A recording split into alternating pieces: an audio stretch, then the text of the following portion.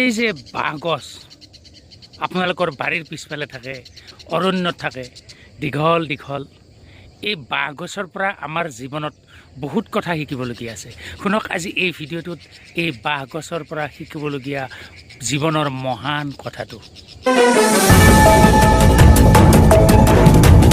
এজন মানুহে গোটেই জীৱনটো কষ্ট কৰি অৱশেষত তেওঁ ক'তোৱে কৃতকাৰ্য নহ'ল। ফলত তেওঁ কি ভাবিলে যে তেওঁৰ জীৱনটো শেষ কৰাৰ কথাই ভাবিলে। ইমান কষ্ট কৰিলে জীৱনত, কিন্তু একো লাভ নহ'ল। অৱশেষত তেওঁ ঘৰ বাৰী এৰিলে আৰু অৰণ্যৰ ফালে ওলাই গ'ল। ভাবিলে যে ইয়াতেই যদি জীৱনটো শেষ হৈ যায় যাওক আৰু। পাছত কি হ'ল, অৰণ্যত ঘূৰি ফুৰোঁতে এদিন হঠাৎ এজন ঋষিক লগ পালে আৰু তেওঁ ঋষিক তেওঁৰ সেই জীৱনৰ কাহিনীটো ক'লে যে গোটেই জীৱনটো মই কষ্ট কৰিলোঁ, কিন্তু ক'তো কৃতকাৰ্য হ'ব নোৱাৰিলোঁ। কিন্তু তেওঁ ঋষিজনে কি কৰিলে, বহুৱাই লৈ পেলাই বহুত কথা বুজালে। তেওঁ এটা এনেকুৱা কথা বুজালে যে তেওঁ এবাৰ বাঁহ গছ আৰু শাক পাচলি একেলগে ৰুইছিল, কিন্তু দেখিলে যে শাক পাচলিটো সোনকালে গজি উঠে, কিন্তু বাঁহ গছ গজি উঠিবৰ কাৰণে 2-3 বছৰ ইতিমধ্যে লাগি গ'ল, কিন্তু বাঁহ গছ গজাই নাই। তাৰ পাছত আকৌ বহুদিন অপেক্ষা কৰাৰ পাছত এদিন কি হ'ল, হঠাৎ বাঁহ গছ গজিল আৰু গজিলে আৰু ধুনীয়া হৈ ওলাল প্ৰকৃতিৰ মাজত।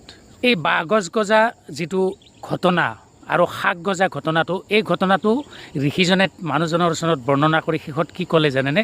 সেইটোহে আমি আচলতে জীৱনত বাঁহ গছৰ পৰা শিকিবলগীয়া কথা। তেওঁ ক'লে যে শাক বন বা অন্যান্য যিবিলাক প্লেণ্টছ আছে সেইবিলাক গজোতে একো অসুবিধা নাই, খুব কম দিনৰ ভিতৰতে গজিব।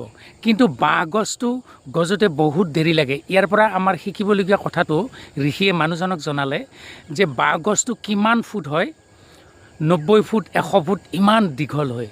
আৰু সেই যে ইমান দীঘল ফুটৰ বাঁহ গছ গজে, সেই দীঘল বাঁহডাল মাটিত স্থিৰভাৱে থিয় হৈ থাকিবলৈ, যাতে ধুমুহাই বা অন্যান্য পৰিস্থিতিয়ে ধ্বংস কৰিব নোৱাৰে, সেইকাৰণে বহু দিনৰ বাবে সেই বাঁহ গছৰ যিটো শিপাটো গঢ় লওঁতে সময় লয়।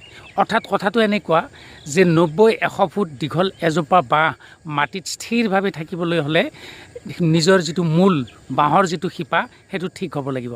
শাক বন খুব সোনকালে গজে, অৰ্থাৎ ইয়াৰ শিপা খুব দুৰ্বল, টানি দিলে উফালি যায়। কিন্তু বাঁহ গছটো টানি দিলে কেতিয়াও উফালি নাযায়। অৰ্থাৎ বাঁহ গছে শিপাটো মূলটো খুব শক্তিশালী হিচাপে গঢ় ল'বৰ কাৰণে সময় লয়। বাঁহ গছৰ এই কাহিনীটোৰ পৰা ঋষিজনে মানুহজনক বুজালে যে আচলতে মানুহে জীৱনত ধৈৰ্য ধৰিব লাগে। যিটো কাম কৰিবৰ কাৰণে আগবাঢ়ে, সেই কামটো যদি ভাল কাম হয়, সেই কামটো যদি যুগজয়ী কাম হয়, মানুহৰ কল্যাণৰ স্বাৰ্থত হয়, তেতিয়াহ'লে অকণমান ধৈৰ্য ধৰিবই লাগিব। আৰু ধৈৰ্য নধৰিলে তেওঁ সেই ভাল ফলাফলটো নাপায়। ঠিক বাঁহ গছজোপাৰ দৰে, যদি এটা ভাল কাম পৃথিৱীত স্থায়ী হ'ব লাগে, যদি সেই ভালটোৱে মানুহৰ উপকাৰ কৰিব লাগে আৰু সেই ভালটোৱে যদি মানুহৰ জীৱনত সুখ শান্তি দিবলগীয়া হয়, তেনেহ'লে সেই শাক বনৰ নিচিনা হ'ব নালাগে, বাঁহ গছৰ নিচিনা মূলটোৱে শক্তিশালী হ'ব লাগে, অপেক্ষা কৰিব লাগে, তাৰপিছত মানুহে ভাল ফলটো পায়। নমস্কাৰ, আজি আপোনালোকক যিটো কাহিনী ক'লোঁ, এইটো আচলতে চীনদেশীয় বাঁহ গছৰ কাহিনী। খুব ইণ্টাৰেষ্টিং হয় দেখাত, বা গোটেই ঘটনাক্ৰমত কথাটো সৰু হয়, কিন্তু এই কাহিনীটোৱে মানুহৰ জীৱনত বহুত ডাঙৰ প্ৰেৰণা দিব পাৰে।